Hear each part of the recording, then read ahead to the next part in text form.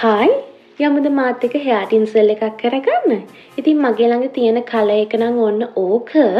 ඉතින් ඔයාලට පාටින් හෙයාර් ටින්සල් ඕඩර් කරගන්න පුළුවන්. වැඩි කතා නැතුව යමු මේක කරන විදිය බලන්න.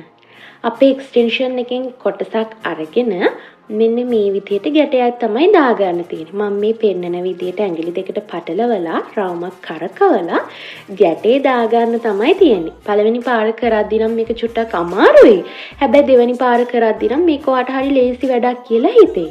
අපේ නැචරල් හෙයාර් එකෙන් චූටි ප්‍රමාණයක් අරගෙන එක්ස්ටෙන්ෂන් එකත් එක්ක ගැටයක් දාගන්න තමයි තියෙන්නේ. පොඩ්ඩක් තද වෙන්න මේ ගැටේ දාගන්න ඕනේ. මම මෙන්න මේ කරන විදිහට. එක ගැටයක් නම් දාලා මදි. මොකද මේක හරි ඉක්මනට ගැලවෙනවානේ. ගැට දෙක තුනක්වත් දාන්න ඕනේ. පස්සේ දාන ගැට අපි සාමාන්‍යයෙන් නිකන් දාන විදිහට ගැට ගහ ගන්න පුළුවන්. හොඳට ඇදලා තද වෙන්න ගැටේ දාගන්න ඕනේ.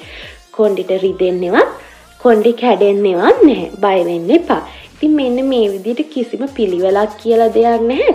තනින් අපිට ඕන තැන් වලින් මේ එක්ස්ටෙන්ෂන් එක දාගන්න පුළුවන්. අන්තිමට දිග වැඩි ටික අපේ නැචරල් හෙයාර් එකේ ගානට කපන්න ඕනි කියලා තමයි මම මේ පෙන්නන්නේ. පේනවනේ ඔයාලට.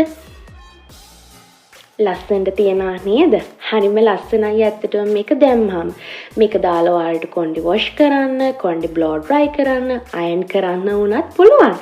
පේනවානේ මං හැඩ කර පෙන්නන විදිය.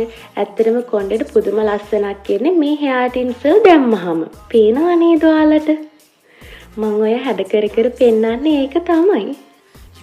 හරිම ලස්සනයි කියලා හිතනවා මං. ඉතින් ඔයාලට මේ වගේ ලස්සන වීඩියෝස් බලන්න උමයන්ගනී පෙරේරා මගේ YouTube channel එක subscribe කරන්නත් අමතක කරන්න එපා. අදට ගිහින් එන්නම්. ආයෙ දවසක ලස්සන වීඩියෝ එකකින් හම්බෙමු.